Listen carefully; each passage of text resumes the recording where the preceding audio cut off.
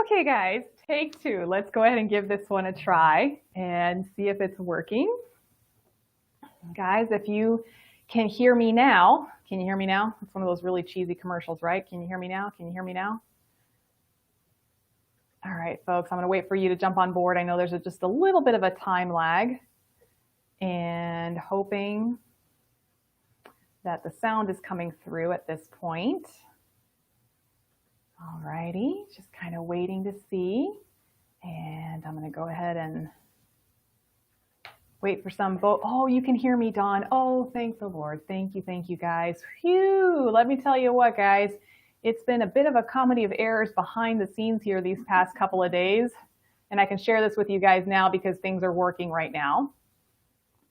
But the past couple of days, our software has decided to, yes, we have audio. We have audio, John. And John, I got 82nd Airborne in the house today. Just saying over 101st. But, you know, we'll keep that between us. All right, guys, we have a really exciting show planned for today. This is where I am so waving my nerd flag. This is what I went to school for, guys. This is what I went to years of training between physics classes, kinesiology classes, gait training classes. It was to learn all about the human gait cycle. I've been studying it now for I was calculating it this morning. I was like, wow, I've been studying the gait cycle now for 22 years, and I'm still learning. And this is why I love it. It's a wonderful clinical challenge. It makes me think. This is what attracted me to working so much with amputees, because it's a wonderful, beautiful puzzle to try to figure out what is the missing piece to the gait cycle to make it beautiful and smooth and coordinated. So from a clinical standpoint, love it. All right, guys, I am so glad you guys can hear me. John is like jumping junkies again. He's my 101st, my dope on a rope right there. Okay, we got Gabrielle on board. Lena, you made it. Oh, that's my sister from another mister right there. We got some PTs on board. Benny from Texas can hear me. We got a lot of military folks in the house today. I love it. We've got Pauline, Mariella, better now. Okay, great. Guys, I am so glad that you can hear me. So guys, just kind of a recap of what we've been doing, especially for some of you. Yes, so Johnny, you can see me both on Facebook and on YouTube. So guys, it's working. Yay! If you prefer to watch me from your YouTube desktop, you can do so. You can go to my Cozy Talks YouTube channel and watch me from there. Linda, you made it. Oh, I am so glad that you made it. And we've got some of our winners here from yesterday too watching. Guys, we have 5 giveaways today. I think we're going to be doing more giveaways than the actual show itself. Our sponsors, Blatchford, College Park Industries, and Vital Fit. They were so generous, not only in providing the resources so that I could bring this show and conference to you, but also the amazing ways that they've been doing. There goes my microphone. Here we go. Back in business. All right. If it's not one thing, it's another. Gotta roll with the punches. I learned that from being a mother of 4. So guys, those of you who are joining me for the first time, my name is Cozy Belloso. I'm a physical therapist, amputee specialist here in Tampa, Florida. I've been a PT now for over 17 years, and hopefully, as you can tell, my passion is working with the amputee and limb loss community. I have a private practice here in Tampa where I teach amputees how to get ready to wear their prosthesis, how to walk, how to run, and how to get back to their mobility and getting back to their lives after limb loss. So the whole reason behind this conference is basically it's COVID's fault. All right, we're just going to put the blame. We're going to throw COVID under the bus for this one. When our nation shut down, so many of our conferences, so many of our resources were canceled or they were made virtual. And as I've mentioned already, a couple of conferences that I was so looking forward to traveling to and speaking at were canceled. And as I've mentioned these past couple of days, you know, with everything going on in our nation, you know, we need to keep pushing forward. We need to keep living our lives. And for those of you who are in the recovery phases of limb loss, which there's many, many, many phases, you got to keep pushing forward with your recovery. So that is part of my mission here with Cozy Talks, is to inform, to educate, and to empower you through your recovery process. So for those of you who are wondering why I came up with this, why this is such a driving force for me, I myself am a recent breast cancer survivor. So while I cannot relate to you in terms of losing a limb, I do know what it's like to have my world turned upside down with a health crisis and to have to really work hard for recovery. And even for myself, even as a clinician, how important it was for me to have these resources, to have my medical team, to have my support system as I worked through the cancer process and as I continue to work through it, even 4 years later, healing from it. So that's what I want to do now for the amputee and the limb loss community, not only for my patients who come to my clinic, but to those of you out there in social media world. All right, so we are listening. We've got some comments coming in, and I want to make sure I acknowledge everybody who's here today. This is our day 3. Susan, oh my goodness, Susan's on board. We got Mike Prokop. He was one of our winners from, I think, Tuesday. Joe Green can hear us. Wonderful. We've got William from Virginia. Barbara, I got your name in the raffle. Got your name in the raffle, Barbara. I'm rooting for you.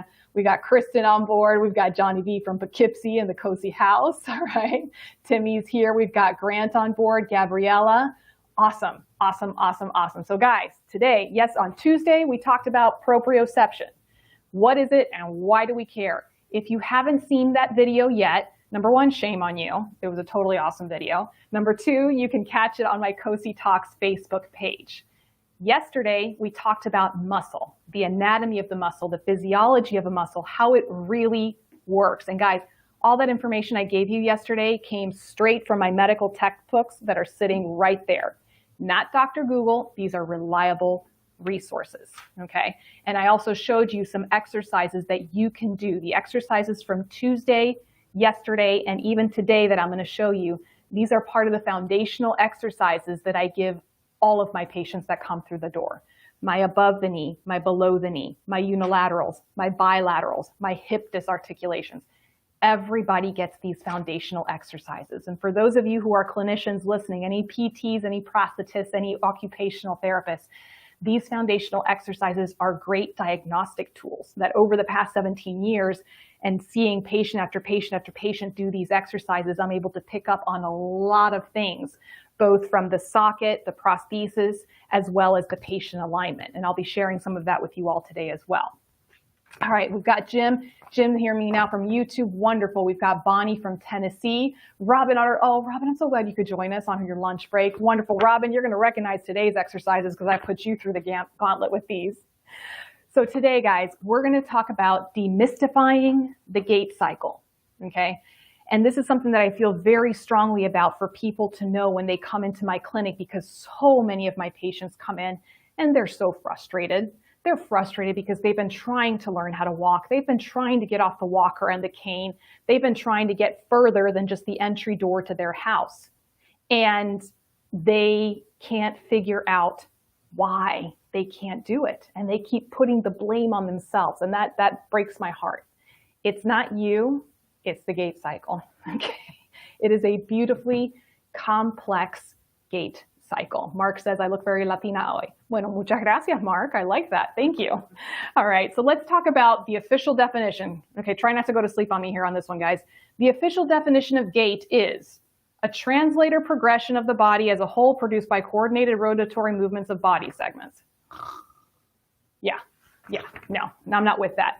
My FIU professor, my professor at physical therapy, this guy was a brain on 2 legs, MIT grad, and he said the definition of gait is the body falling forward and catching itself over and over and over again. I like that definition a lot better. And that's basically what it is. It's our bodies pushing forward and our feet, hopefully, catching us every single time. So let's talk about a little bit about what happens during the gait cycle. And guys, a lot of information today, so I'll be repeating a lot of stuff. Repetition is the mother of memory. The head, arms, and trunk consist of 75% of your body weight. During standing, your head, arms, and trunk are supported by the 2 legs. When you're walking, not only is the head, arms, and trunk now being supported by 1 leg, but that 1 leg is also having to carry the weight of the other leg that is swinging through the air. So that's a lot of pressure on that one little old leg trying to make it through and keep the balance.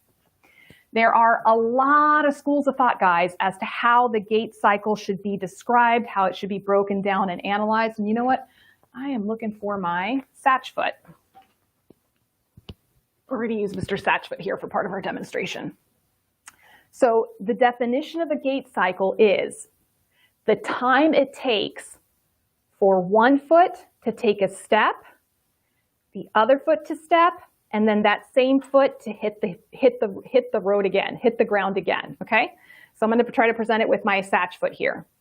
A gait cycle, one full gait cycle, is the time it takes for the heel to hit, go down, swing through the air, and hit the ground again with the heel. And guys, I'm going to be demonstrating this myself here in the studio in just a few minutes. So if you're kind of like wondering, you're still kind of wondering what I'm saying, we're going to keep repeating things again. So one gait cycle, guys. Heel, foot coming down, swinging through the air, heel hits the ground again. And as we talk about this more, you're going to find out that there is a lot that happens in that one little gait cycle. You guys with me so far? Guys, if you're with me so far, type that in the comments section. Type in there with me. Otherwise, I feel like I'm just talking to an empty computer screen and I start to feel like I'm going a little nuts here. So let me know that you're there and listening. Let me know if you're with me on this. All right, so guys, the gait cycle can be broken down into two phases. The stance phase and the swing phase. Thank you, Megan. Megan's with me. Who else is with me? The stance phase is exactly that, when the foot is in contact with the ground. So anytime the foot is in contact with the ground, it's considered to be in stance phase. Thank you, Mike. Thank you, Bonnie. You're with me. Gabriella's with me. Pauline's with me. Dawn's with me. Johnny's. Okay, you guys are awesome. You guys are awesome, right? The swing phase is exactly that, when the foot is swinging through the air and there is no contact with the ground. Got it? So we're breaking it down. Little by little, we are breaking it down. The stance phase, the time your foot spends on the ground, okay, let me make sure I turn this the right way, is approximately 60% of the time. So 60% of the gait cycle, the foot is on the ground. 40% of the time, the foot is swinging through the air. With me? We're good? Okay, so when a person's cadence, their speed of walking gets faster, then those percentages change a little bit. They'll spend a little more time swinging in the air and a little less time with the foot in contact in the stance phase on the ground. And then when you get into the runners, then it gets really interesting. The foot is barely touching the ground. In fact, there's an extra point where both feet are in the air at the same time called double float phase. Okay, but we're not gonna, that's a whole nother Cozy Live series that we gotta do at some point later on, okay? So we've got the gait cycle, heel, foot, swinging through the air, heel again. Then we have stance phase, anytime the foot is in contact with the ground, and swing phase, whenever the foot is swinging through the air. So we're going to break it down just a little bit. Hey, Karen. Oh my goodness. Guys, if you didn't watch yesterday's show, I got to take a break here and give Karen some props.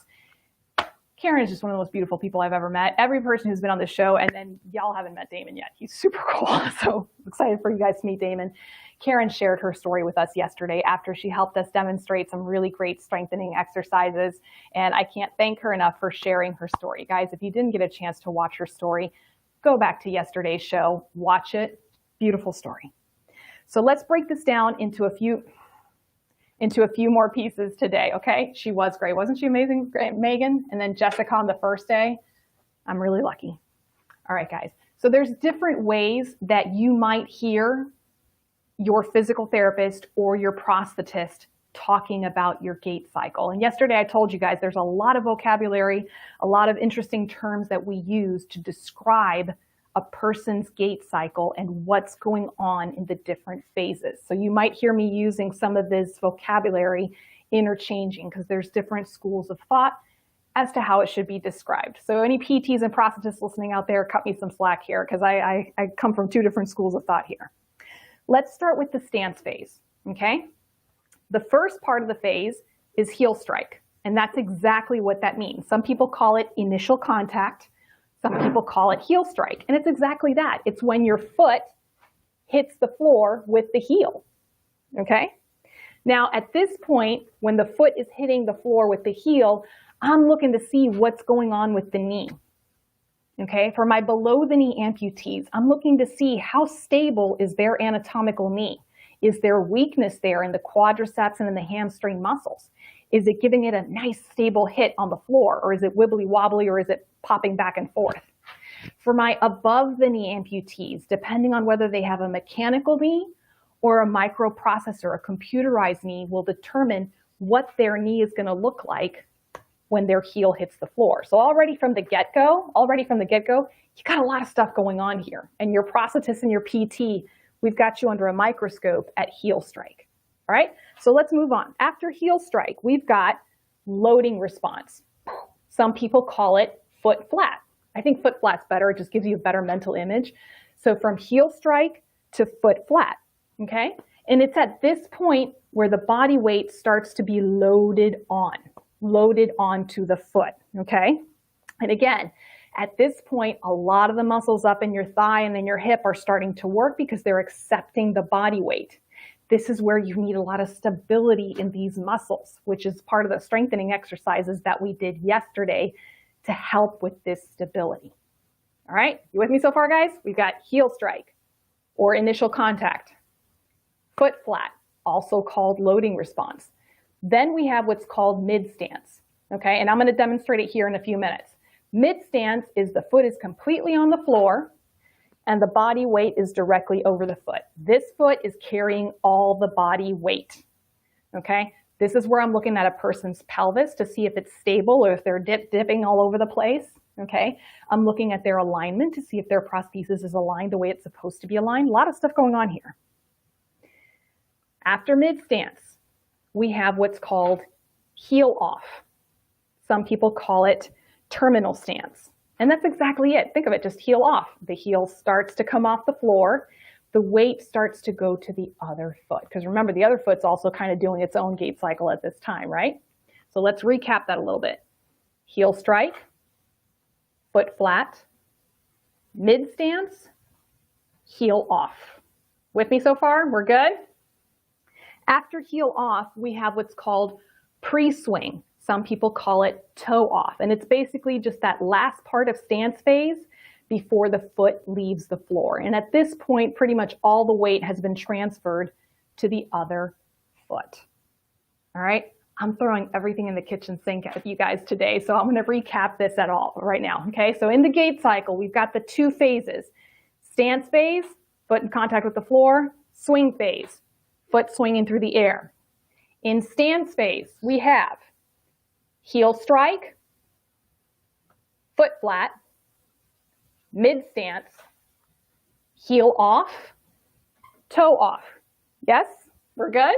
All right, let's take it over to the swing phase. Swing phase is a lot easier. It's a lot shorter, sweeter, a little more concise.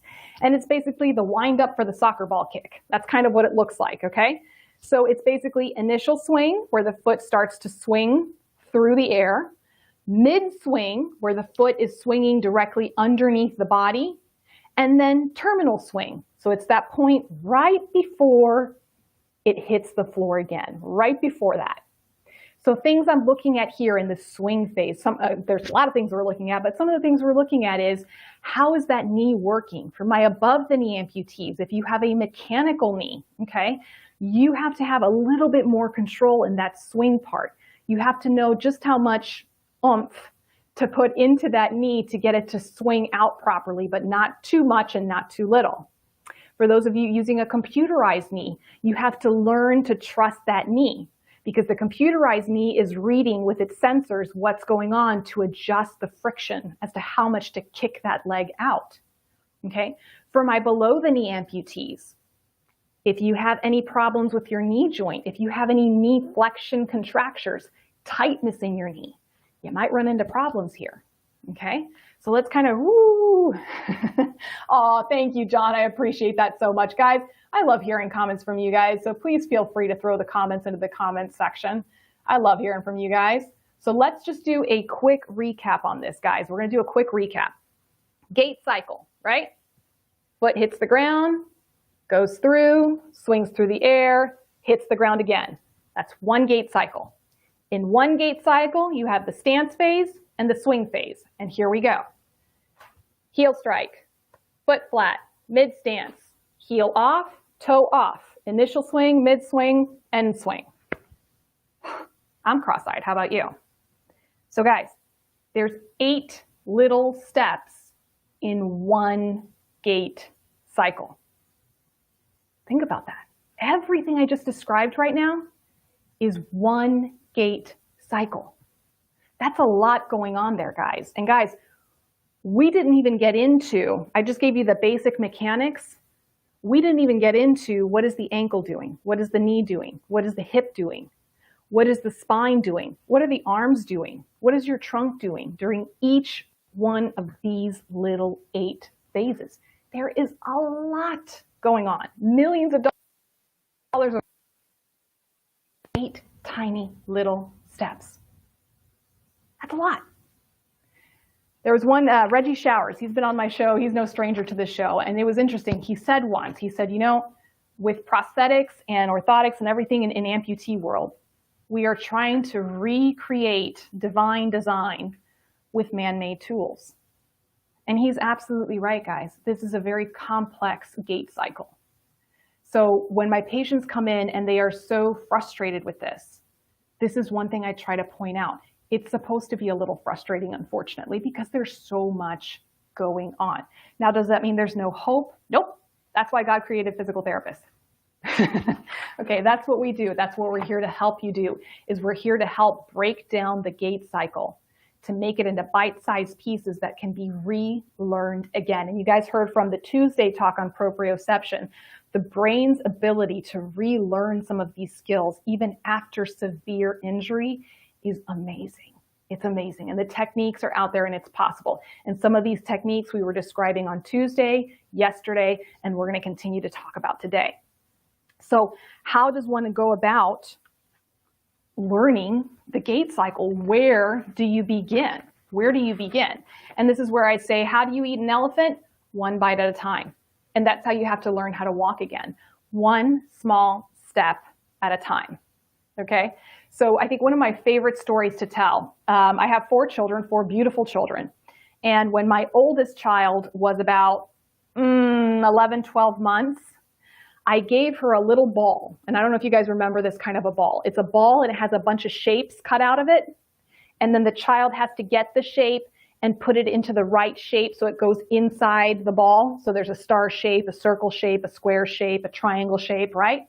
So I'm thinking, I'm hot stuff physical therapist mommy. I'm going to teach my kid how to do shapes. So I give her the circle, which is the easiest shape, and I just give it to her and I give her the ball. Yeah, this is what she was doing. She was basically just like hitting the shape on the ball because there was so much going on that ball. There were so many cutouts that she didn't know where to begin. Duh, mommy. So I had to basically cover up all the other holes, all the other cutouts, so that the only one that she could see was the circle cutout, so that her brain could just focus on that one little task. And then after that, her brain was able to pick up on it and build upon that. Guys, that's a lot of how we teach our patients how to move again in physical therapy, whether it's traumatic brain injury, stroke, spinal cord injury, amputation. We have to simplify the environment so that the brain can just focus on one small task. And that's what we're going to be doing today. The exercise we're going to be doing today, it's called the 1, 2, 3 step Cockroach. I'm a Floridian now, so that's where that name comes from, and I'll explain a little bit about that in a minute. We're going to go ahead and do our first giveaway today. And our first giveaway is sponsored by Blatchford. So guys, Blatchford swag bag here. Blatchford swag bag. We had 2 winners, 2 big winners for Blatchford in the past couple of days. Blatchford has been an amazing company. They are an award-winning company for their products, guys. And what drew me to this company is not only the amazing products that we've been featuring on the show that many of my patients have been using and been so happy with, but it's their commitment to the limb loss community. And that for me is what really speaks out to me. And they have been with this show and they have been supporting this show and the education for this community. And to that, I am so grateful. And like I said, the products that we feature on this show, guys, I have featured these particular products, not just because they're a sponsor company, but because I've seen my patients use these products with great success. So the Elan, their microprocessor hydraulic ankle, the Echelon series, okay, the Silk Hair Breathe Liner, which probably one of my favorite products that they have. And then in September, we're going to be learning about their Lynx integrated system. Okay, so show them some love. So, okay, free giveaway for today for Blatchford.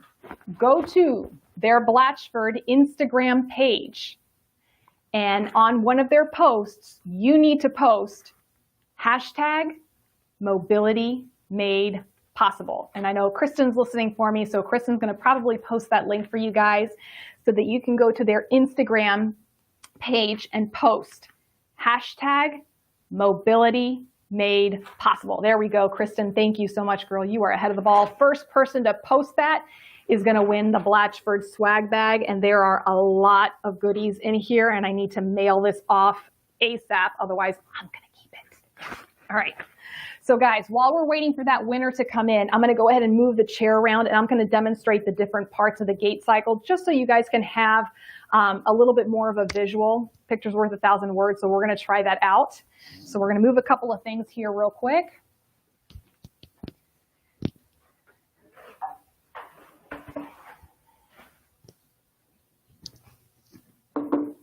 Okay, and let's see, perfect. I have such a wonderful production team. There's Daymon in the back, and say, hi, Daymon. He's our special guest coming in today. And we're gonna go ahead and move this so you guys can see my feet. It's gonna cut off my head, but that's okay. You guys don't need to see me. All right, I'm gonna roll up my pant leg here. I know, super exciting. Just so you guys can see what's going on here, okay? So I put the white towel on here so you guys could see because everything was blending into the carpet, okay? So we're gonna go my outside leg here. This is the leg we're gonna be talking about, okay?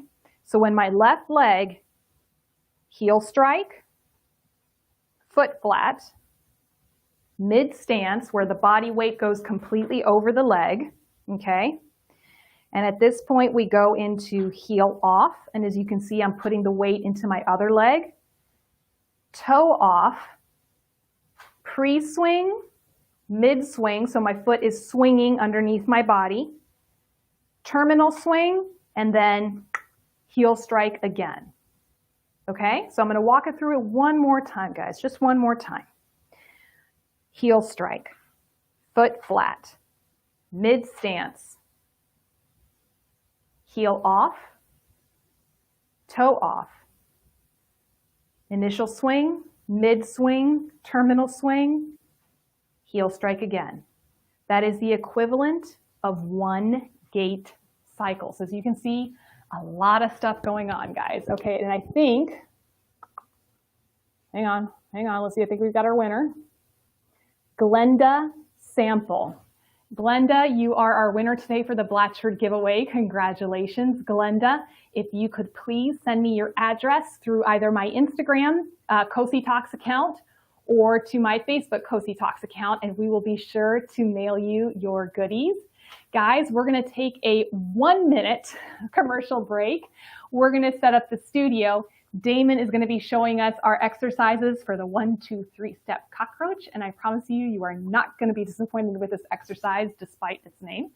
And we're going to be right back. So guys, stick with me. Don't come out of the feed, and we'll see you in a minute.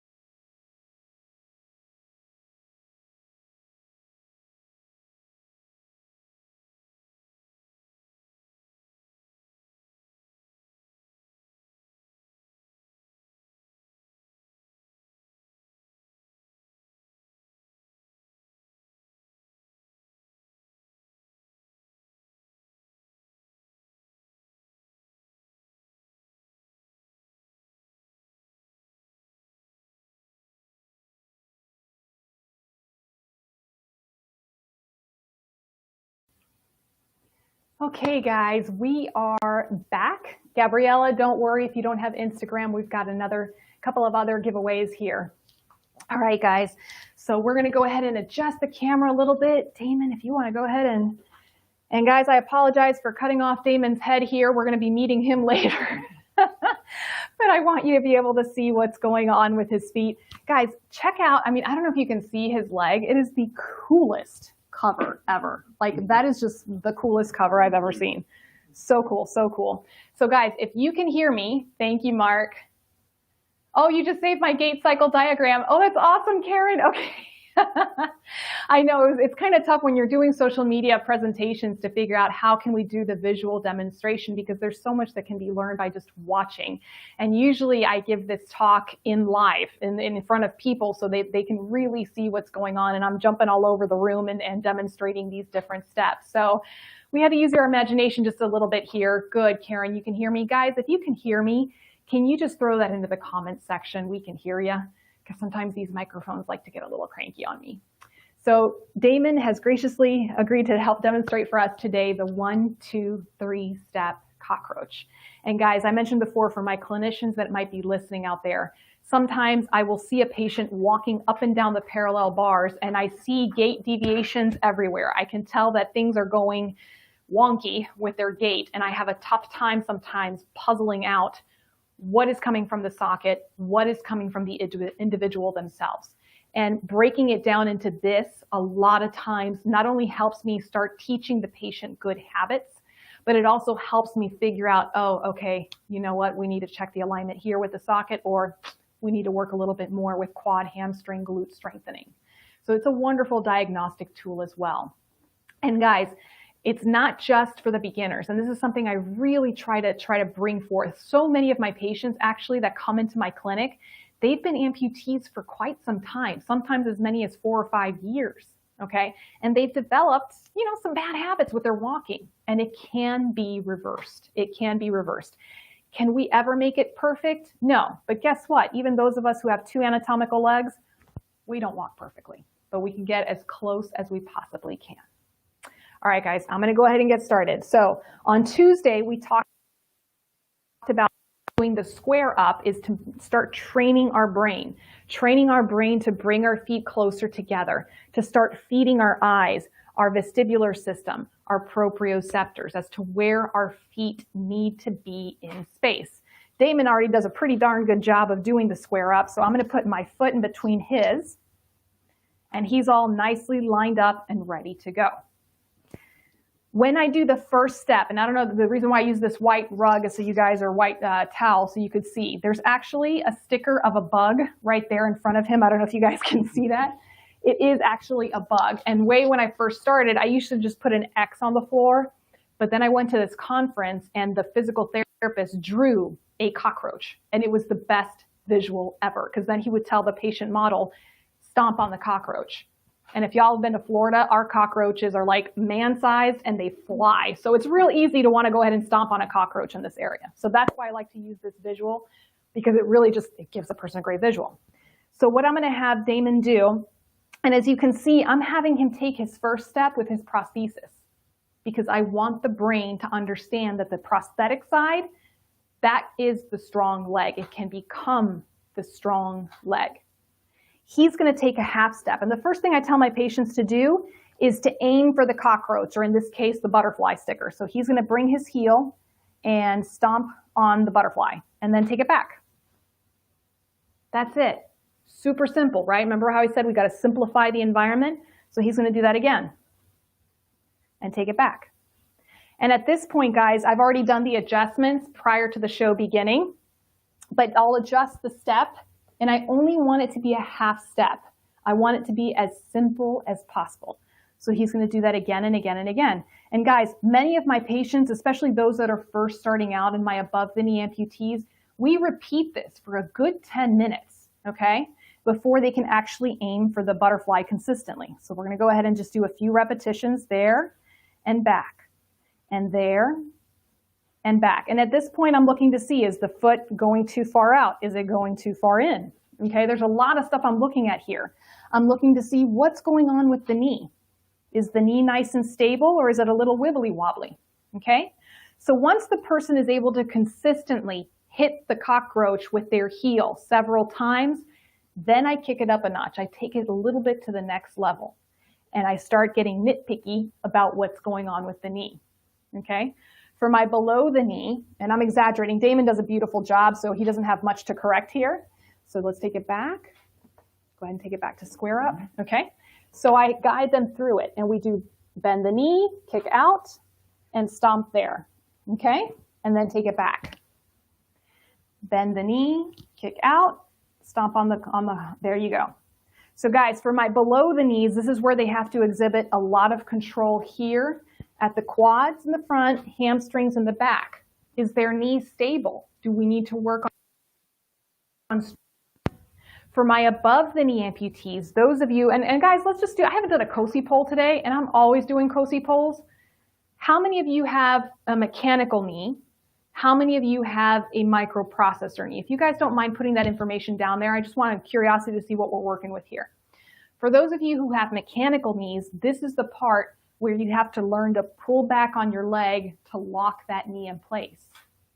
And for those of you who have microprocessor knees, you have a little more wiggle room. Your knee can be just ever so slightly bent. And that's something that you have to get a feel for and you have to learn how to do. And this is a great way of doing it. It's a controlled environment. And if we take it back to square up, those of you who have the above the knee prosthetic devices, this is the part where you also learn to troubleshoot just how much weight you have to put into your toe to unlock that knee and get it to bend, right? That's a really tricky process. And many times for my above the knee amputees, I'm spending a lot of time. So I'm getting, let's see, Pauline's got a microprocessor, Mariella has a C4 microprocessor, Harsh has a pneumatic knee, a pneumatic component, Megan has a mechanical, Diana has a microprocessor, Jim has an MPK C4, that's it. So we've got quite a mix here, guys, quite a mix. Kiva has a mechanical knee, okay? So this part right here, bend, kick out, and stomp. Once you can master this, guys, putting the other pieces to this becomes a lot easier. And there's so many people, thank you, go back to square up. There's so many people that come into my clinic with these beautifully complex microprocessor knees, and they have no idea how to work them.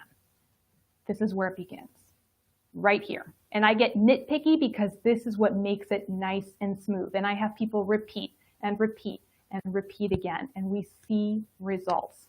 So the first 10 times that somebody might do this particular half step, the first step of the cockroach exercise, their leg is all over the place.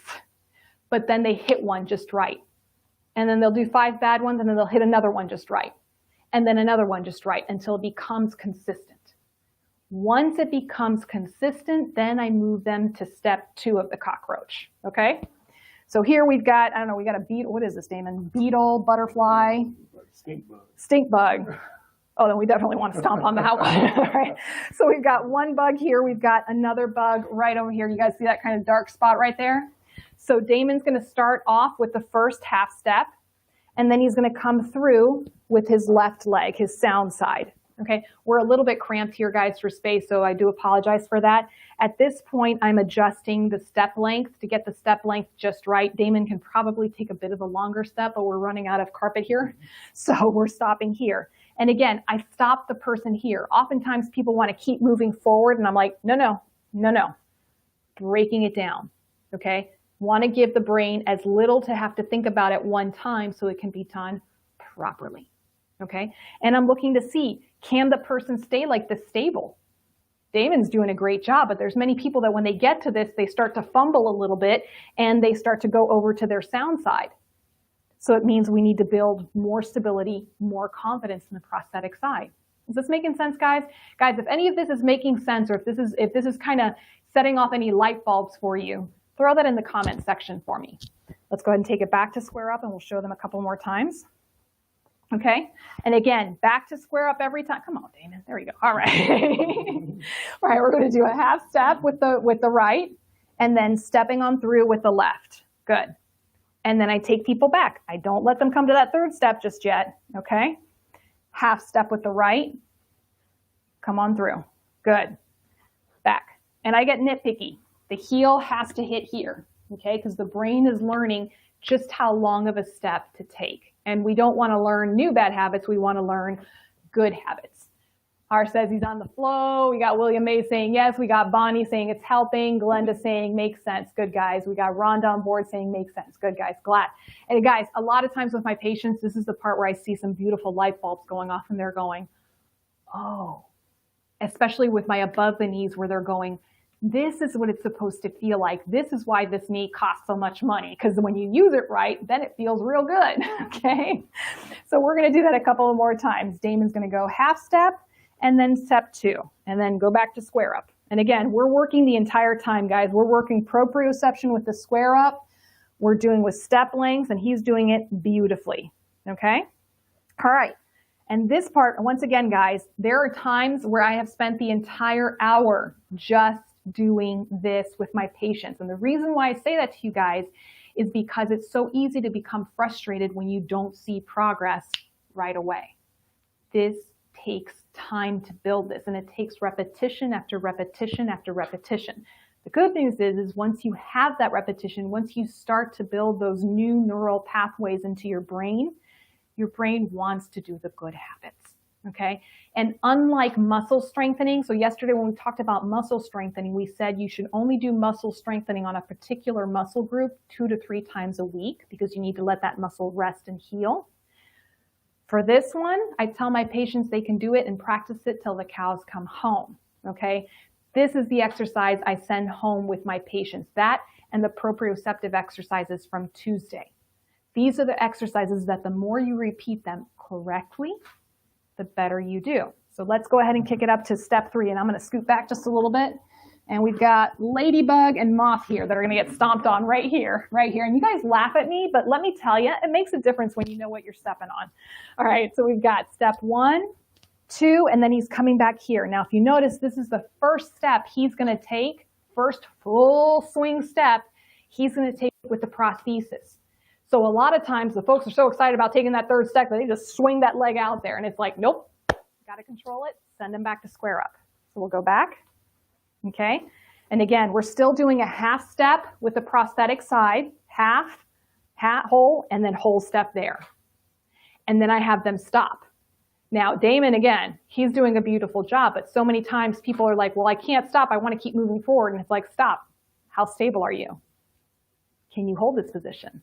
Okay, a lot of stuff I'm looking at here. So let's try it again. Okay, so he's going to do half step, 1, 2, 3-step cockroach, okay? And guys, there are several times, again, the brain's a little funny that way. The brain learns 2 steps forward, 1 step back. So I might have a person who's doing the full 1, 2, 3-step cockroach at the end of their session with me, but when they come back to see me a couple of days later, they're not doing the 3 steps too well, and we have to back it up and rebuild it again, okay? That is normal. That is normal. The good news is they build it up again faster. So even though I have to take them back to the first step cockroach and start there again with the heel stomping, they are able to get to 3-step much quicker than they did the first day. Does that make sense, guys? Capiche? Thumbs up? Yeah? All right, let me see if I can catch some of these comments. You know what I've seen, thank you. And before we go to our next giveaway and our next commercial break, let's see, for our next giveaway, we've got College Park. So College Park, guys, is giving away one of their extremely coveted, by the way, you're getting one of these, one of the extremely coveted rebuilt shirts and $25 gift card to Amazon, guys. You cannot buy these shirts yet. So this is one of the few places you can get one. All right, all the cool kids are wearing them. We've got rebuilt shirt and a $25 gift card to Amazon. This is, again, another Instagram giveaway. Sorry, guys, we love our Instagram, but we've got something else planned. Go to the Instagram College Park page, and I know Kristen's going to throw that up there for me. And you need to follow them on Instagram, and you have to post #IamRebuilt. So go to their Instagram, follow them, and then put #IamRebuilt. Guys, College Park, as you guys have heard me say over and over again, they were the first company to recognize what it was I was trying to do with this show in bringing the education and the information to the limb loss community.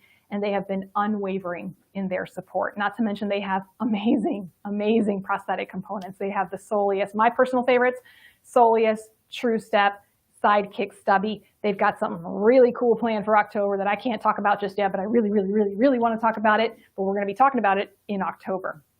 And guys, one of the reasons why I'm giving a lot of props right now to my sponsor companies is everybody right now, we're all trying to work through COVID, whether you are a business owner, whether you're an employee, whether you're a parent, a healthcare worker, a student, okay? We are all trying to get through this. So it's a great way for all of us to be able to help each other out. The companies were so gracious to help support this show to bring you this information. And in turn, I want to give back to not only the limb loss community, but back to these companies and helping them so that they can continue to support us as well. All right, guys, so first person to go to the Instagram College Park account and post hashtag I am rebuilt is going to get the shirt and the gift card. So while we are waiting for our winner to come in, I'm going to go ahead and take a look and see some of these comments here. All right. I've been missing some of these comments. Let's see. So we've got, Pauline says she's a BK on the left, AK on the right. So Pauline, for my bilateral amputees, I start off with their for this exercise, the 1, 2, 3 step cockroach. I would have you start with your AK. Okay. So I have them start leading with the leg that is technically the weaker leg. That's how I do it. Because a lot of times my bilaterals say, well, which leg do I start off with? And oops. All right. We got our winner here. And I say for them to start with the weaker leg because I want the brain to try to equalize which leg it uses, not to have a stronger and a weaker. Okay, and again, I hope I don't mispronounce your name because you won yesterday and you won again today. Haravam Achaira, and I'm so sorry if I mispronounced your name, but I know who you are, so please send me your address again, send me another message, and you won our Amazon $25 gift card and our rebuilt t-shirt. So go ahead and send me your t-shirt size and send me your address again, and congratulations. Guys, we're gonna go to another quick break. We're gonna set this up for our interview with Daymon so you guys can hear all about Daymon's story. I haven't heard Daymon's story yet, so I'm excited to hear it. Okay, here we go. Woo!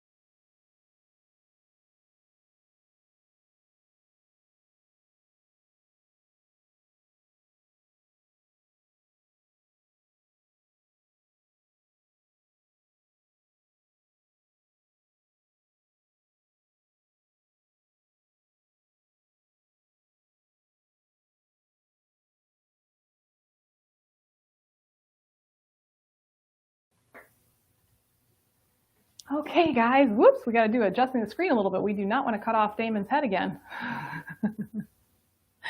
Oh, thank you. Oh, wonderful. Let's see. Well, aha, there we go. Perfect. Are we good? And guys, actually, I'm going to give Damon the microphone because I got a big mouth. Nobody ever has a problem hearing me. And I want to make sure that they can hear you. Now you hold on to that. And it's a pretty sensitive microphone, so I'm actually going to clip it here on you.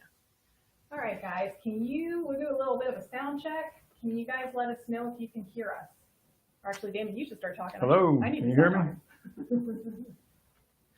Are we good? Okay, Kristen, you are an angel. And guys, I do want to take the time right now to thank, I call it the brains behind the operation. She's listed under Kristen Elizabeth. She has been such an amazing support for me. She has helped me take Cozy Talks to the next level in terms of technology, with setting up our email system, beautiful website that she has designed for me. Everything that I've been able to grow and reach more into the amputee and limb loss community, large part due to her as well. And behind the scenes, I have a beautiful photographer that she's been clicking, clacking away the past couple of days. Her name is Mitzi. And I would drag her on, but I don't think she's going to want to come on board. And my two beautiful daughters who have been helping set up and helping our guests come into the home and feel comfortable. So thank you so much to everybody who has been helping. We've been planning this since March. We've been working on this. So big thank you. And of course to my sponsors, Blatchford, College Park, and Vital Fit. So guys, we're going to go ahead and get started. I love hearing people's stories. It's part of the joy I have in the job that I do, especially with getting to meet my patients and spend time with them. Damon has not been my patient. He hasn't been a victim of mine yet. We're going to work on his running, but he doesn't know that yet. Damon, you and I met tennis clinic. Yeah, I think 2016 actually. No, yeah. Earlier than that. Later than that. It was actually 2000. It was right when I opened up my clinic, 2018. 2018. I met you, and Okay. I met Reggie, and I met Robin Burton from OPAF. A better memory than I do. That was like, that was a power meeting. I'm telling you, I met all the big hitters in our community right there in that one. And James Bond. You remember James Bond? That's right. Yeah. That's right. I still talk with James. He's out there. He's a character. Yeah. So, it was OPAF. So guys, Yes. those of you who've heard me talk a lot about OPAF, wonderful, wonderful, wonderful organization. Really we were is. doing a tennis clinic. And you were kicking butt, actually, with the tennis. Well, you invited me over because I didn't have a partner, no one to partner up with. Yeah. And you were like, you want to work with me? And I was like, yeah. And we were hitting balls. You had a great forehand. Yeah. So tell us a little bit. You're not from these parts. You're No, not from around here. no. I'm originally from, I was born in Columbia, Louisiana. Basically a very tiny town, about maybe 2,000 people maybe. But also lived in another community also with my other grandmother, area called Corey, Louisiana, which is basically a little community. And it's a farming community. So that's kind of home, that region, northern Louisiana, just outside of Monroe. That's the largest city up there. Yeah. But it's not a big city. Little city. Yeah. My kids were talking to him before, and they're like, is it anything like New Orleans? And it's like, nope, little further north. No, it's different. Little different. So you were an Army brat as well. Yes. My father did 22 years, retired. He was infantry for most of it. We traveled around a little bit, lived in Colorado, Missouri, went to Germany twice. Nice. I went to elementary school in Germany, went back in 86 to 89, junior high and high school, when we came back to Louisiana and to Fort Polk. And that's when my dad retired. And then was it his career that inspired you to go into the, so what inspired you? What happened next? I'm giving too much away right now. I didn't know what I wanted to do. So I was like, I wanted to get out of the house. I wasn't sure about going to college at the time. So I was like, I wasn't lazy. So I'm like, I got to do something. But I was like, I got to get out of the house. Okay. So tell us a little bit about your military career. Okay. So I actually enlisted the day after I graduated. And I worked that summer doing a lot of maintenance. I worked at a place on Fort Polk called Alligator Lake, which is like a recreational park. Alligator Lake for a reason, because there used to be alligators there before they ran them all out, for safe for people to, frequent the park. So I did that summer, and then went to Fort Jackson for basic training that summer. Then I went to AIT went to jump school after that. Went to jump school at Fort Benning, Delta Company, The Rock. Then I went to AIT after jump school, where I was a parachute rigger. We learned to pack parachutes and maintenance of parachutes and things. And then I went to my duty station, which was Fort Bragg. That's where I was In born, 82nd actually. Airborne. Okay, I was yeah. born in Fort Bragg. So guys, those of you, y'all know I have a lot of love for the military. My own dad was 82nd Airborne as well. That's right, yeah. People jumping out of perfectly good airplanes right here. Yeah. And he's downplaying it, but guys, I remember when my dad growing up, he would explain that his life was in the hands of the person who was packing the parachute. That was us. That was him. That was us. That was him. A lot of skill that goes into that, Yeah, a lot yeah. of meticulous work and discipline. Yeah, it's a little bit unnerving because when you're in AIT, which is Advanced Individual Training, when you're learning to pack your parachutes, you actually have to jump them. So I didn't sleep that night. So even though you're going over this, repeatedly, this skill. You have to jump your parachute, so it was terrifying. I wouldn't say terrifying, it was just unnerving, Oh, I would say it was Yeah, terrifying. it was unnerving, I yeah. would have been terrified if I had to pack my own parachute as well. But I'm here, you Yep, see, you're so. here. We're good. So you did about 3 years in the military in the Army, and then what? Then, I got out, actually went to college for a little bit, Fayetteville State University, which was in Fort Bragg. Yeah. Excuse me, Fayetteville, outside of Fort Bragg. Yep. I didn't complete college, and I was working at the time. And at that time, while going to school, I was working. Everybody heard of Food Lion? Yes. Big grocery store chain up there. Oh my goodness, I haven't heard of that in a long Yeah, so I actually worked up there in the warehouse and did that for 5 years up there. And what happened at the time, if you're familiar with the grocery and distribution business, we had people were in contract with Food Lion, and they were basically contracted to unload the groceries, perishable, non-perishables in the warehouse. Found out they were going to be relocating to Florida. So I'm like, man, I visited Florida once. I'm like, I really like it down there. And they're talking about a place called Deerfield Beach. I mean, it's South Florida. I'm a young guy, single. I'm like, man, let me just take a chance. Let me go to Florida. And that's what I did. Got hired with that company that was in contract with us, and I came down to start working at Publix, actually. We were in contract with Publix. And that was basically it. I did that for 11 years. I did that. Yeah, 11 years. Okay. And fortunately, this is what stopped me Okay. from continuing to doing that work. So what led to this? What led to this? Motorcycle guy. January 7th, 2012. Saturday morning. My grandmother's birthday also. Rest in peace. Doing what I typically did on the Saturday morning, go out, ride my motorcycle before the traffic kicks in. Everybody, if you live in South Florida, that traffic after 12 o'clock, it's gridlocked down there. It's miserable. So I would get out and ride on the mornings on Saturday or Sunday. Went out that Saturday morning, gassed up, got on my bike, and I was actually getting ready to get on the entrance. My accident happened on the entrance ramp to get onto 95 North, Hillsborough Avenue. And what happened was I was going into the entrance ramp. I was going a little bit too hot into it. I was 40, 50 miles an hour, rode the brake into the corner, and I got on the gas a little bit too quickly. And what happened was the bike kind of stood up, and I couldn't control it anymore. So this happened basically in a split second. As I was seeing the guardrail, which was running parallel to the entrance ramp, like I said, the bike stood up, and I couldn't control it anymore. And the bike was heading into the ramp.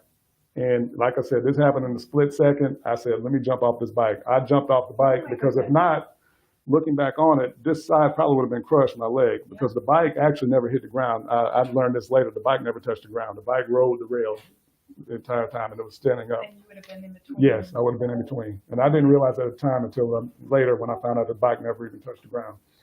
So I jumped off the bike, rolled and slid, and I was conscious during the whole thing. So I sat up. I'm basically sitting up like this on the ground and cursing, saying a lot of expletives and things, and I'm saying to myself, what happened? How did I lose my bike? And I'm actually looking for my bike. And it's probably 100 feet or more. Halfway to And Louisiana. and sitting on the rail. I didn't see it at the time. And I'm punching the ground and I'm cursing. I'm like, what is going on? And then also I realized I couldn't feel my right leg anymore, my right foot. Didn't know what was going on. And it really wasn't hurting, but I was like, I couldn't feel my foot. So I'm pushing myself to get out of the road, off the roadway. And I'm pushing myself back. And I'm looking down at my leg. I'm like, why can't I feel my leg? So I lift my leg up, and basically my leg just went like this. It was just swinging. Cozy, actually, can you pick up your cup? So this happened in slow motion. So I lift up my leg, like I said, it's swinging. And next thing I know, my boot, which was full of blood, it was basically about this much of blood. If you can fill this cup up with blood, that's how much hit the ground, because I could hear it. I still hear it to this day. I lifted up my leg and it was hanging. I could hear the blood hitting the ground, literally like you were pouring it out of a glass. And I remember that, and it just happened in slow motion. And then that's when the pain really kicked in, and yes. And I just laid back. I was punching the concrete. A nice gentleman stopped. He was basically probably saw me laying there. Yeah. He stopped and to assist me, and just kind of calm me down, because, like I said, I was punching the concrete at that time, and just kind of back and forth. Wow. He called. He dialed 911 calls. Minutes later, paramedics came, and you didn't bleed out. That's yes. the thing that's going through my mind now. Yeah. Is how did you not bleed out? Yeah. And with that much blood just coming out of you at that moment. Yeah, it was a lot of blood. It was very bloody. Wow. Yeah, I counted the blood transfusions in the hospital, at least what I could remember, and it was about 17 pints of blood that I counted. That's what I counted.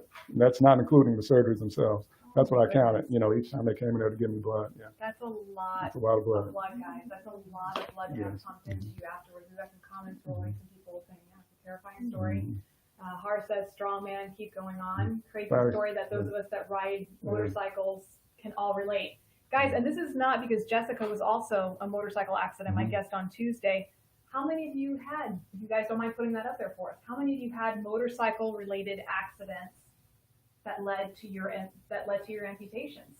Let's put it up there. I know working in Miami, that I-95 was lethal. Oh my God, yes. Lethal. And so many deaths. I worked in the spinal cord injury unit, and it was 95 accidents. Burn unit, 95 accidents.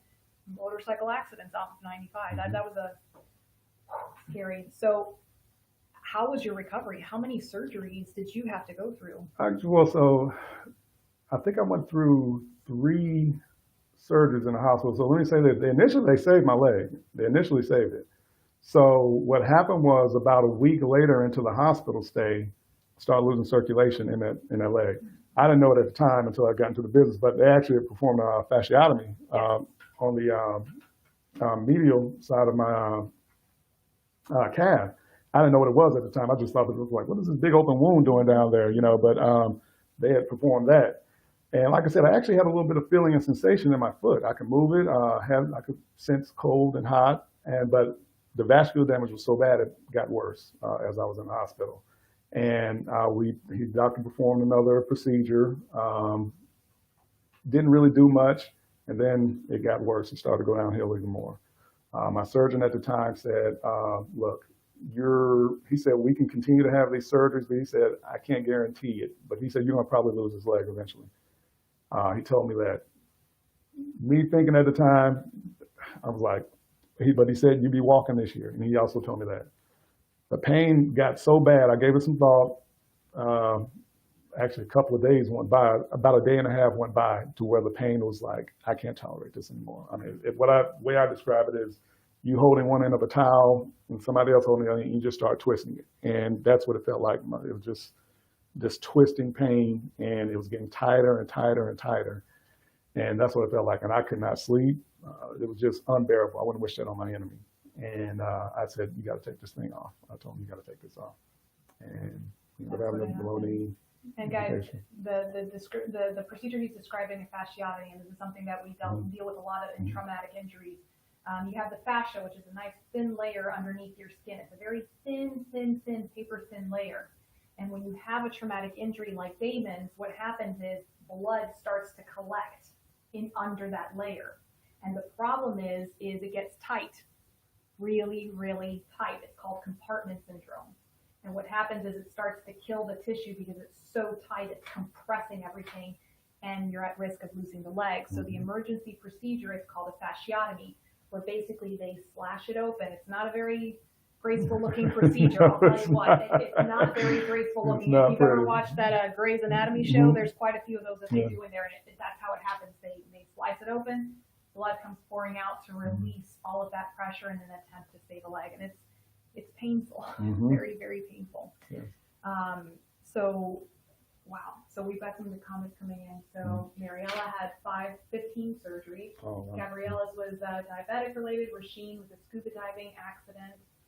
Joe says, not a motorcycle, but I wrecked my truck, 3rd and 4th degree burns from the waist down, both legs, and everything amputated with about a dozen broken bones. Yep. And that's don't drink and drive. Charles was a motorcycle accident back in 76. Yeah. So yeah, we see a lot of these at times. So did you, now this was back in, what, remind me of the year? 2012. What were your resources back then? I actually had none. And if you allow me, the funny thing happened in the hospital. So when they knew that they were going, when I gave the decision to do the amputation, this is literally what happened. Somebody walked in, I'm not going to name the company, but I remember it to this day, literally walked into my room, dropped his business card off and said, give us a call. Literally, just like that. No explanation about prosthetics or anything like that or resources. Literally dropped the card off on my table and walked out and said, give us a call. Dead serious. Dead serious. I think I know who that is. So, and so there was no peer certified, you know, and this is something, guys, this is just even, we've talked about this when I started my career 17 years ago, so few resources compared to what we have now. Now, you're an amputee certified visitor, right? No, okay. Correct. I was like, he needs, if he's not, he needs to be on. Yes. These resources for so many of you who had to have this amputation without ever having met an amputee before in your life, and now you're becoming one, and where do you go from there? So how was your recovery process after? Well, the recovery process actually went pretty well because I had a lot of support. My room, I could not, every time I closed my eyes and woke up, you know, somebody was standing there, either a friend from work or just somebody, my friend, family came in to visit from out of town. Actually, the funny thing about my situation with my immediate family was my mother, father, and sister were actually in Germany at the time. Okay, so yeah. So my uncle was the first to come visit me from Louisiana. He came in to visit me. And then my father, he flew. He had to fly first because they all couldn't leave at the same time. So my father flew in. He stayed with me. He came to me right just after the amputation. He was there. And he stayed with me a few weeks afterwards. He flew back. Then my mother came over. My sister came over. She stayed a few weeks, flew back. Then my mother came over.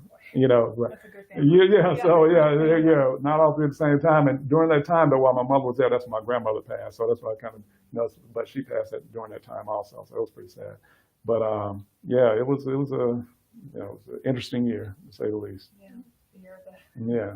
Wow. So where did you finally end up getting your first prosthesis made? How did that process? Okay. So my plastic surgeon, so I actually had to have a skin graft on my cervical area, on the cervical site. And the plastic surgeon referred me to a company that he knew of in Delray Beach. That's all I'll say. I won't say the name. Okay, I won't say the name. They made the prosthesis. It was a bit of a rush job because now that I look back on it, knowing, because I work in the business with prosthetics, I didn't even get a check socket.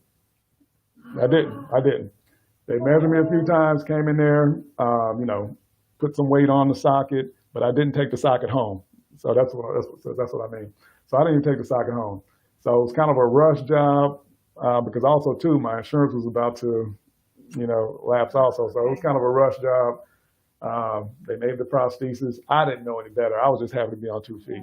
And it was problems after that. It was problems. A lot of problems. The skin graft. A lot of skin problems, I imagine? Well, it wasn't necessarily the graft, but I started getting skin breakdown. I was very compliant with my socks and whatnot, but the prosthesis just wasn't made properly. Now here I am. I'm not a big guy, but I mean, the prosthesis initially was this big around. It was huge. Yeah, it was huge. It was huge. So a lot of skin breakdown on the tibia.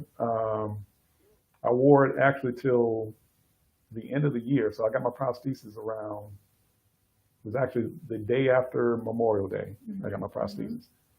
I wore it until the end of the year. I was out of work for that year.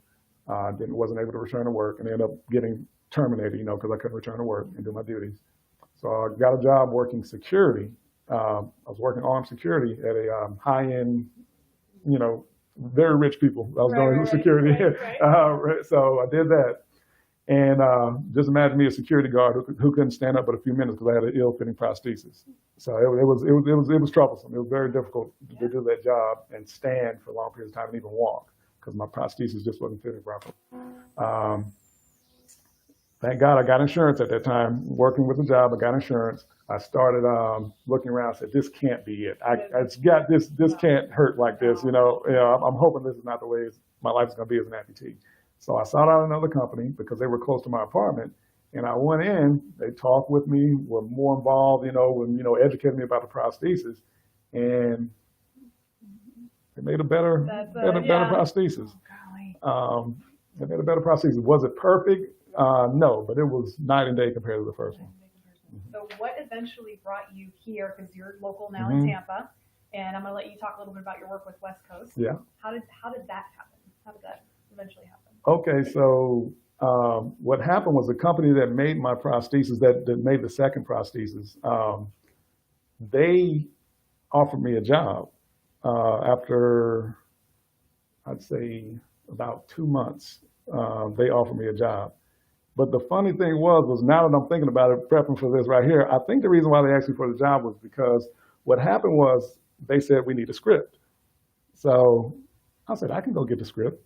So I literally went and grabbed the script within like an hour and came back with the script. And they were like, okay, yeah. That was easy. Right. Yeah, good. So then they were like, well, we need notes also. And they were looking back, I was like, we're going to need some notes also. So I was like, no problem. So I went back to my doctor, got notes. This was probably a couple of days later. Went back and got notes. I grabbed the notes for him.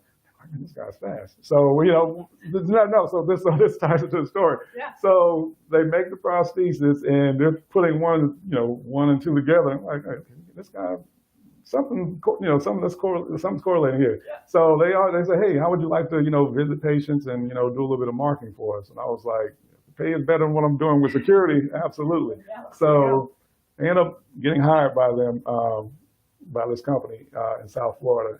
But the only catch was, we're growing the business and we need you to work in Jacksonville. And a bit of a hike. It was a bit of a hike. Yeah. And I wasn't crazy about Jacksonville at the time. I'd been to Jacksonville before, but I didn't like it.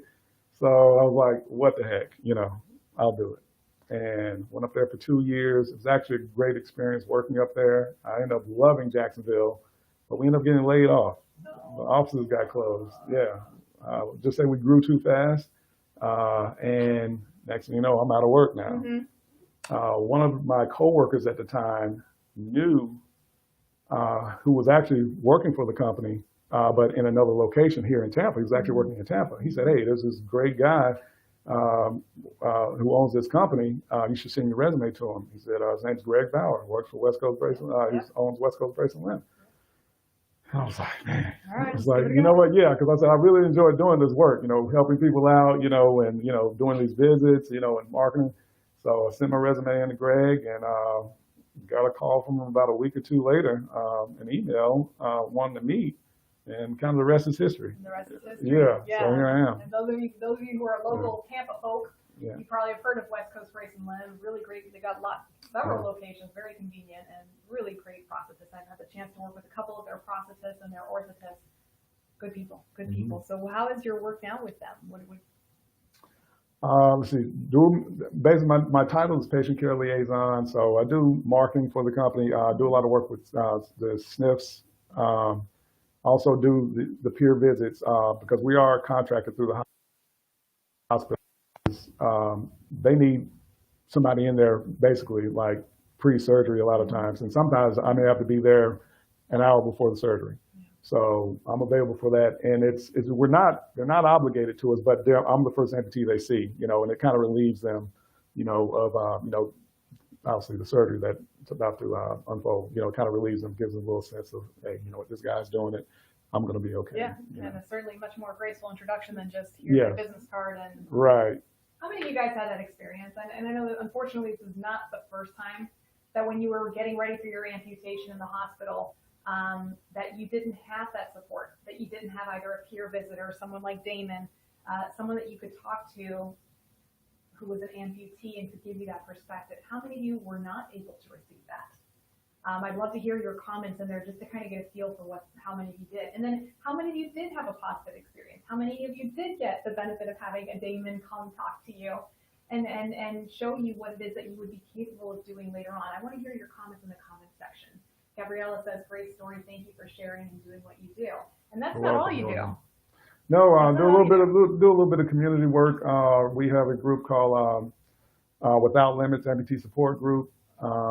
It's basically a group of us amputees. You know, we like to meet up. Obviously, with the COVID-19 situation going on across the world, we haven't been able to meet up. But typically, we would have our monthly meetups, and typically we do a lunch or a breakfast and things like that. It's not I like to tell people it's not a pout session. You know, we're people who are living, and you know, we're just hanging out, you know, and enjoying each other's company, you know, because everybody's story is different, you know, even though our injuries are similar, but we all have went through something different, and you know, we share those things, and we just try to invite people out, you know, to come out and just hang out with us.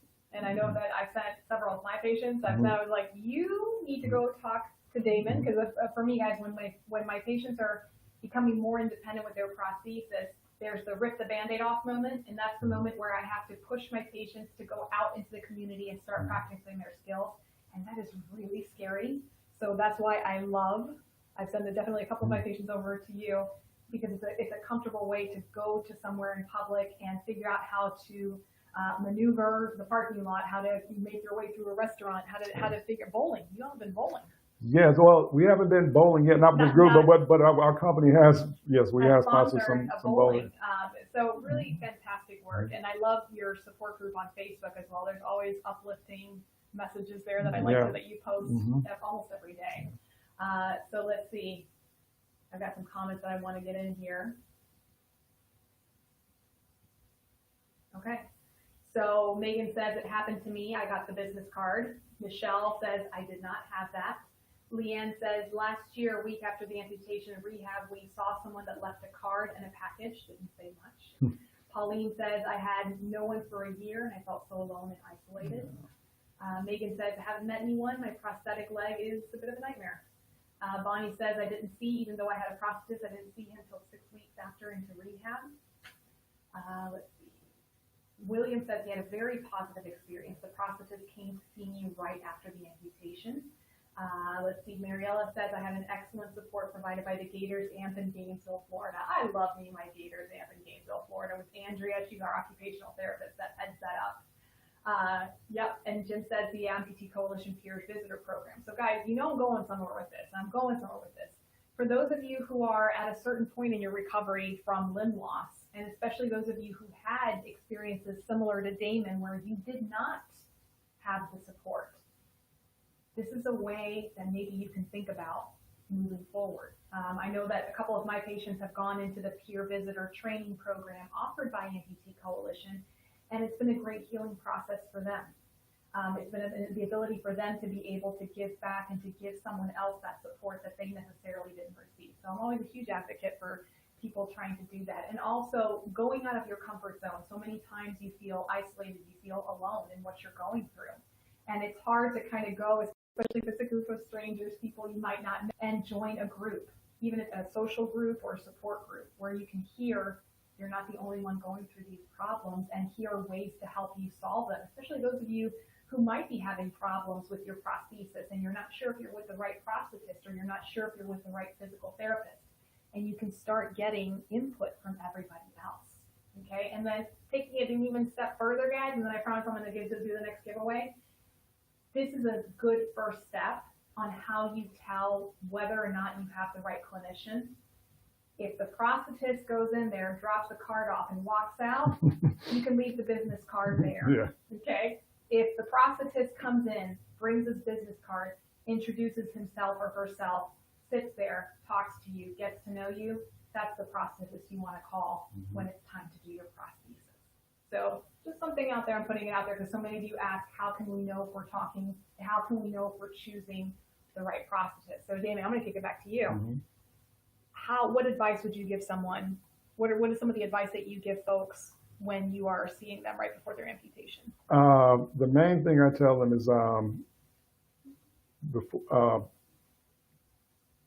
you're going to get out of the prosthesis what you put into it. I always tell them that. That's one of the first things I tell them. I also tell them it's not what we were born with, okay? And also, the prosthesis is a tool.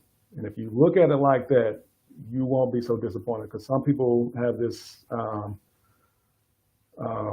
this picture that, you're just going to jump into this thing and just take off. And it doesn't work like that. And a lot of people find it hard to believe, but I was terrified when I first stepped into the prosthesis with the foot attached to it. I stood into it and I was just like, this is foreign, because I also used to hopping around on one leg and doing everything on one leg for, almost 6 monts. So when you get into it, it's different. Some people catch on, but it wasn't like that for me. Even though I did catch on quickly, but it was the strangest feeling stepping to the prosthesis for the first time. But like I said, another thing too, the socket has to be comfortable, okay? Yeah, that's the key. I don't care about the feet. If you're a good ambulator, you got a good gait, you can walk in a satch foot. Nothing wrong with a satch foot, but you can walk on that, okay? But if you don't have a good socket, you're not gonna want to wear that leg, okay? So socket is the key. And if it's not fitting right, and you're doing what you're supposed to with your socks and things like that, then you need to get with your process and say, hey, something's not right, okay? And that's actually a really great segue into our next giveaway. You didn't even know you did that. Our next giveaway, our third giveaway for today is by VitalFit. Guys, VitalFit is the skincare company that I've been working with now for a few months. They have a phenomenal product line. I'm going to have to give you two a couple of bottles. We got the Daily Cleanser. We got the Day Moisturizer. You got that? All right, ready? We've got the liquid to powder lotion, and we've got the nighttime moisturizer. What Damon said is absolutely nail on the head.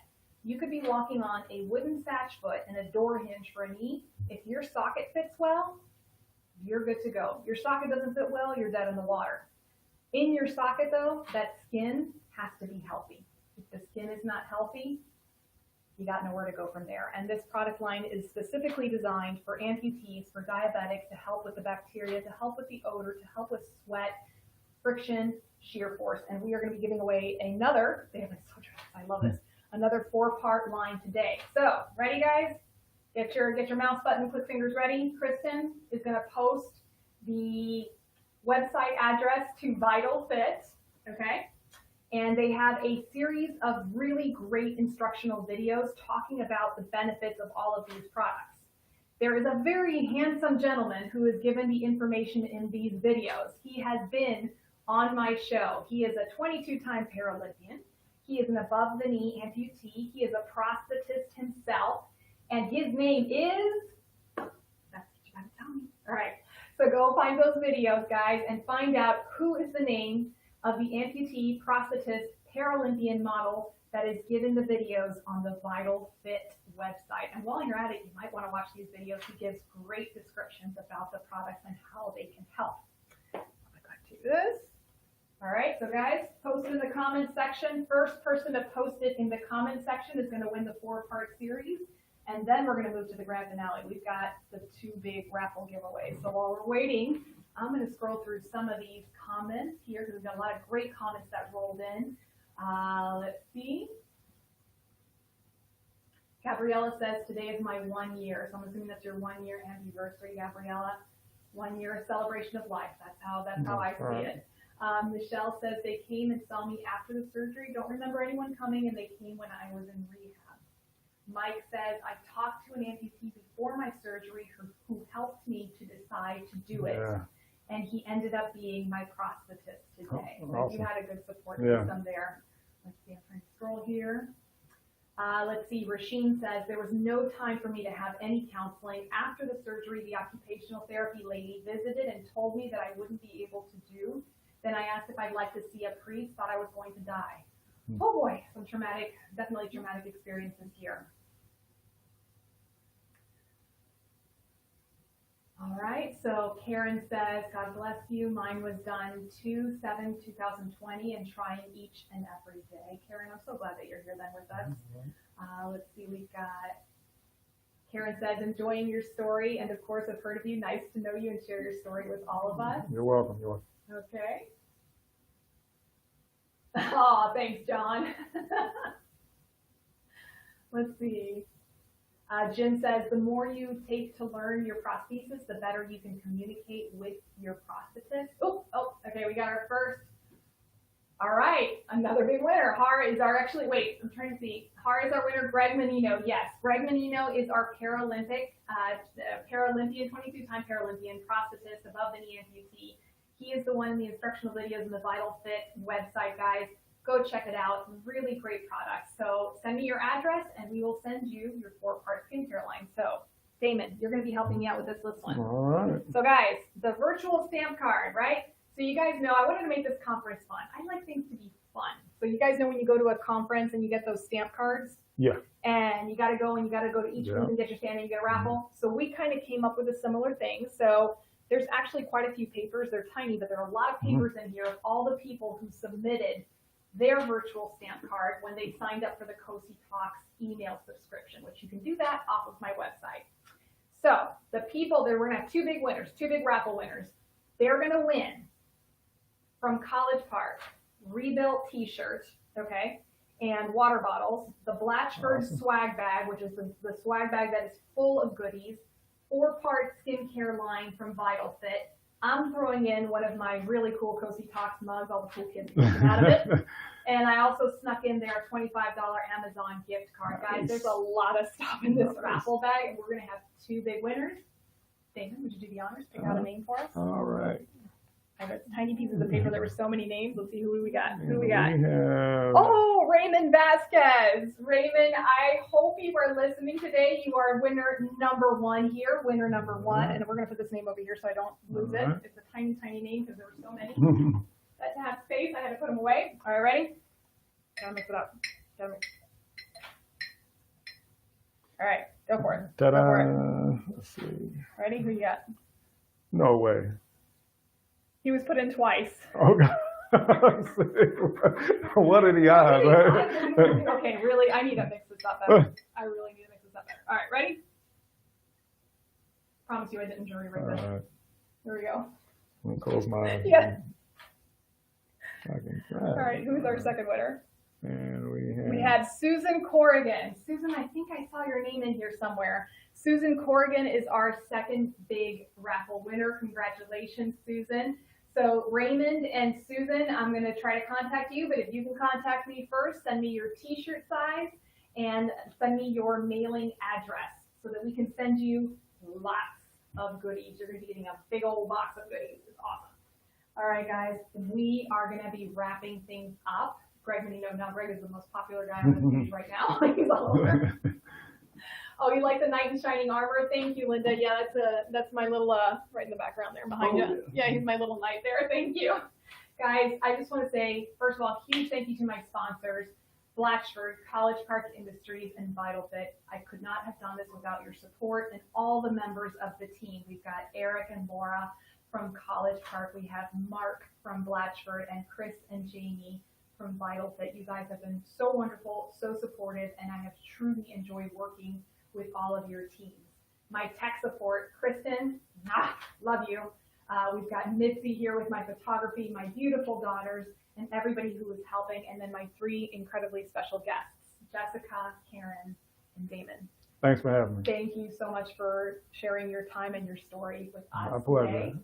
Guys, if you like this, please share this out in Facebook, share it with a friend. You never know who might need some of this information. And as always, next week, I am taking a break. I am taking my first vacation in I don't know how long, so I will not be here next Wednesday. But after that, every Wednesday night, 8:30 p.m. Eastern Standard Time on the Cozy Talks Facebook page. You'll find me there. All right, guys. Take care. God bless.